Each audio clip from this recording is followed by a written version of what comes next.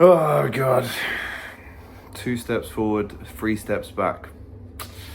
Smash the like button, get your comments in. How do you react to that crumbling defeat away at the Etihad? Manchester City 3, Liverpool 0. Get your comments in. What did you think of the game? Subscribe to the Kop TV if you haven't already. This is your instant match reaction with myself, AGT. Obviously, we've got the podcast tomorrow morning with myself, Doyle and Greg.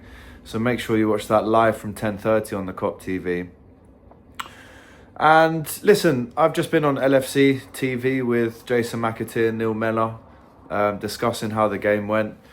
And there is still some positives, but I guess we have to start off with the negatives, which didn't include the lineup. I think all of us, Liverpool fans, thought that actually, yeah, if that team has won 2 games in a row, why wouldn't it try and win 3 games in a row? I think it was just a little step too far tonight for them. In hindsight, it's a very easy thing to say, but there should have been maybe some changes.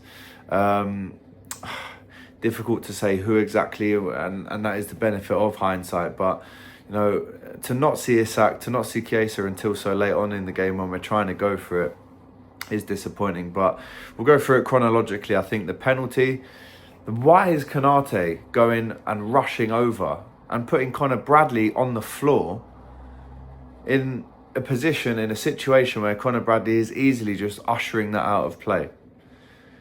That's a big mistake, because actually at that part of the game, things weren't too on top for Liverpool. Things were, were okay. There was no reason to panic at this stage. So for some reason, Konate decides to go over and help Bradley, even though he doesn't need the help. The ball should and probably would have just rolled out for a goal kick, which Liverpool could have regrouped from. There's your first mistake. Doku gets in behind. He goes past Mamardashvili away from goal. And the thing I don't understand about the big Georgian is, in that situation, maybe they are told to do this, but the goalkeeper going in studs up. So avant-garde like that, I think is a little bit hasty. There's a very, very small bit of contact on the knee onto Doku, which obviously he goes down with. But the thing I don't understand is you've allowed the advantage. The ref and the VAR, who is Mike Oliver, I'll be getting onto, by the way, because the VAR today and this weekend in the Premier League has been an absolute disgrace once again. We deserve to lose this game, especially in the second half. You know, they almost killed us off in the first half, totally. With that second goal, it was such a deflating goal, and it's such a deflating game. And we'll get on to the VAR. It's not an excuse, but we obviously are going through the key moments, the incidents in the game, and that was one that I didn't agree with. So the penalty, brilliant save. He's obviously done his homework on Haaland. He has missed one on that side before, the kind of reverse shot of the left footer. And it's a great save, big confidence booster for Giorgio Mamardashvili. And you're thinking that's almost the boost, the morale lifter that we needed. A couple of breakaways for Liverpool, but instead of playing forward through the lines today, Man City did a very good job of pressing us first and foremost. Every time Konate got the ball, that was the trigger for Phil Foden to press Konate. In the first 15 minutes, Konate had the most touches on the ball, and Haaland totally marked Van Dijk. Man marked him. So in those early build-up possession plays, we weren't allowed to give it to our ball-playing centre-back because he was marked by Haaland. So everything had to start off via Konate, which you have to credit Man City for tactically. And like I said, great save. Let's try and get something of our own. Let's fashion something of our own. It's a hook into the box from Mateus Nunes. It's not whipped in with pace. It's not a line-cutting kind of cut-back pass, which, leaves a glaring chance for the midfielder. It's a decent cross. He whips it in somewhere in the dangerous area, and it is Konate who maybe flicks it onto Haaland's head, because he's already expecting, as a top striker you would expect that ball to come to you. So he's done all the right things in terms of putting his head where it hurts there, Haaland, and it has just flicked off Konate and bounced off Haaland's big old robot grid, and it's gone in the far corner.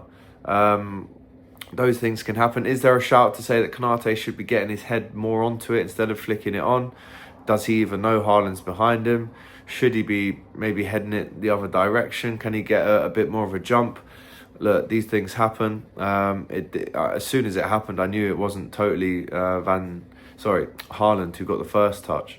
So anyway, how did we respond? Good, to be honest. Now, this is where it gets controversial. I even go back to the Champions League game against Atletico Madrid when Llorente scored. There was a striker right in the eye line of Mamardashvili, or it might have been Alisson in that game. The goal should have been not a goal. I go to Man City against Wolves last season, where again they've got a player right in front of the goalkeeper, the goal stands. And Michael Oliver in the VAR booth, right, who, let's be honest, he should be nowhere near officiating in a Manchester City game. How that's been allowed to happen, I'm not too sure. He was actually the referee last season that sent Arne Slot off in the heated Merseyside derby at Goodison Park. So the cross comes in, and actually, when the ball gets put down, I'm saying Mo Salah on corners, I'm not a fan of that. But the way he's drilled it, with a short back lift, it's very straight, there's no curl, in swing, out swing on it. And it's a great header from Virgil. And Konate does not divert or delay Donnarumma from making a dive to save the ball. He goes and dives for it. Robertson isn't in his way. Yes, I understand that he's on the left side of the goalkeeper. The ball is aiming for that left side, so he ducks down. But there's so many other examples of where goals like that have been given, and then you work out that Michael Oliver is behind the VAR decision when Michael Oliver has famously, this isn't no controversy what I'm about to say, this isn't a leak, this isn't an exclusive. We know, it's factual information, that the owners of Man City have flown out Michael Oliver to officiate games in the UAE, where the president of that football league is also connected/is the owner of Manchester City. That is not new news. That's out there. So then you think, well, how could a person like that, who's been compromised, let's face it, by accepting that money, by doing work outside of the Premier League under the guise of, indirectly or directly the Man City owner, how can he be on VAR duty when that is his past? So once again, it's an absolute disgrace how that goal has not been given. It really is. And I feel for Van Dijk, who, that goal changes everything. I genuinely don't believe we go in at half-time 2-1 down, or even 2-0 down. If we'd have scored that goal, the game would have been so different. But what Man City did, really, is score that second goal, which, listen, it was a rubbish, T-stroller. It was a rubbish kind of bobbling shot that was going nowhere. Mamardashvili would have just thrown his hat on that and saved it. And Van Dijk kind of puts his half block in, and it takes a nasty deflection and goes in. And that goal's killed us. If the game is 1-1, that goal doesn't happen, in my opinion. But if the game is 1-1, we go and try and win the game in the second half. We try and get to half-time 1-1. And actually, there wasn't many big chances in the first half. That was our only thing to cling on to, and it should have stood. So Michael Oliver, VAR, PGMOL, you are a disgrace once again. Let's see if we get some kind of apology for that. They've put out the rules, but I don't think any of those rules specifically relate to what Robertson has or hasn't done in that clip. So listen, 2-0 down at half-time, shocking. Lucky deflection. We had to score that first goal. And actually, from 45 to 60, Liverpool were the better team. Big chance at the back stick for Cody Gakpo. A great strike from Dominic Szoboszlai. If Gakpo scores that one at 2-0 down, the game again is different. In another world, we could be 2-1 up if he scores that. And then the game starts stretching away from us, and we're not fluid in the midfield. I think the defence actually, apart from the goals that we conceded, I think Conor Bradley had such a difficult task tonight against Doku, who gets that third goal, which is just a massive piece of quality. Konate doesn't press him. The midfield's halfway up the pitch, and he gets time and space to engineer the shot and whip it in. So the third goal goes in. You think, wow, this could get embarrassing. Our subs from the bench were too slow, in my opinion. Why are you bringing on Joe Gomez? I know Conor Bradley, we need to preserve his legs. He's got international break, as all the players do now. But for me, you've got to go for it at the half-time whistle, right? We didn't change anything at half-time.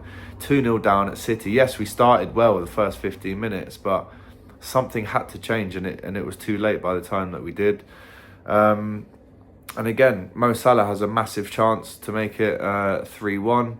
There's like I said, a chance for them that they had as well, which was blocked by Szoboszlai, who again was probably the best player on the pitch, him and Conor Bradley for Liverpool tonight. But what are the positives? Well, we're only 1 point off from Friday night, worse than Arsenal. So we've only dropped 1 point against Arsenal, but we've lost to Man City. There's obviously other teams that have won that are ahead of us now. We're in 8th place. It's 5 away defeats this season, And it's 5 out of 11 games that we've lost, which isn't good enough. We know that. And I was just on at LFC TV, as I said, Jason McIntyre. This is, again, there's no holidays now. There's no trips to Dubai or Ibiza for Arnislaw. It's back to the drawing board, because guess what? The next game against Nottingham Forest, Deitch is going to make it horrible for us to get any kind of rhythm or groove in that game. It's going to be long throws galore in that one. And today I thought this is such a big blow for us, because 2 big wins in a row, the confidence going into this third one was really big. I thought we should have gone at City a little bit more. We played them a little bit too much respect today. And the legs did look tired, I'll be honest. After such a big emotional win against Real Madrid, the legs and the players did look tired in that second half. So in the latter stages where the game was already gone away. So listen, in hindsight, we can't really criticise the team sheet, because that's the one that's won us the last 2 games. I would have made a sub at half time, but what do I know?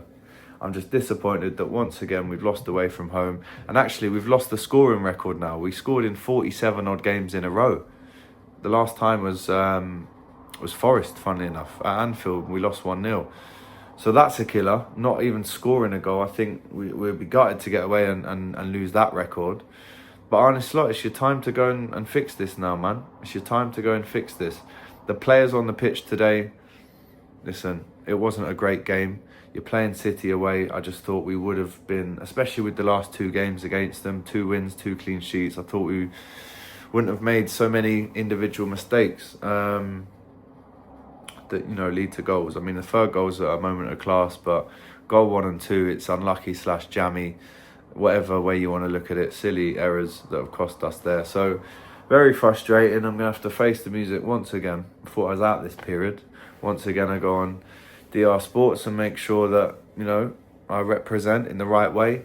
And then, thank God, there's an international break. How funny would it have been if we'd have won tonight? We'd be saying we don't want an international break. But now we could do with one. But the players, who's going to be fit for that Forest game? With all the players that travel so far away, especially the South African lads that get back very jet-lagged on a Thursday. 1 day of training. Who's even going to be fit for that game?